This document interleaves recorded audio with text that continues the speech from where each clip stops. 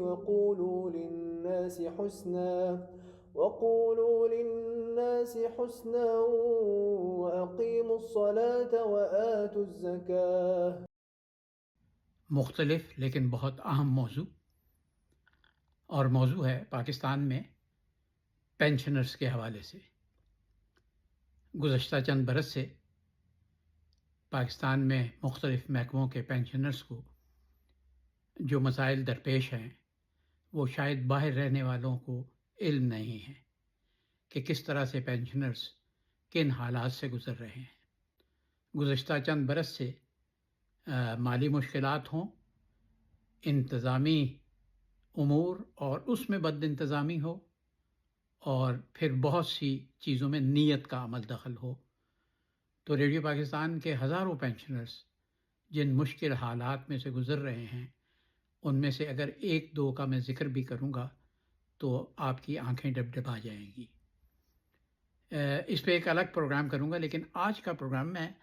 فقط اپنے ایک دوست، کرم فرما ساتھی، اور یوں تو وہ مجھے کہتے ہوئے لگتا تو نہیں اچھا کہ میرے شاگرد ہیں، کیونکہ اب وہ خود ایک استاد کی جگہ پر ہیں اور خود بھی ریٹائرڈ ہیں۔ ان کے حوالے سے کرنا چاہتا ہوں کہ 2 روز پہلے میں اپنی پرانی ویڈیوز اور پروگرام دیکھ رہا تھا، تو یہ پروگرام میرے سامنے آیا اور میں نے ان کی باتیں سنی، تو میں حیران رہ گیا کہ 2 سال پہلے انہوں نے جو باتیں کی تھی وہ آج بھی اسی طرح سے سچ ہیں اور اسی طرح سے موجود ہیں، ان کا کوئی اپا نہیں ہوا ہے۔ محمد شکیل، آزاد کشمیر سے تعلق ہے شکیل کا۔ شکیل میرے پڑھائے ہوئے 100 سے زیادہ شاگردوں میں سے ایک ایسے شاگرد ہیں جو کنٹرولر پروگرام ہو کے ریٹائر ہوئے ہیں، اور ذاتی طور پر ایک انسان کے طور پر بہت مہذب انسان ہیں، عزت کرتے ہیں آج بھی، استاد کی جیسے عزت ہمارے معاشرے میں کی جاتی تھی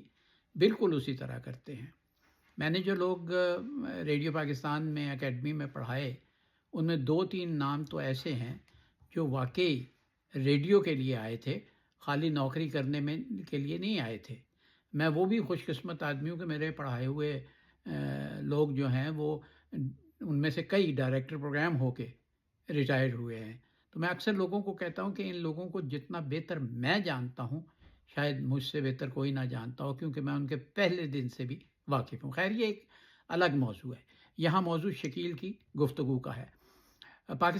ریڈیو پاکستان کے پینشنرز کے مسائل جس حد تک اب خراب ہو چکے ہیں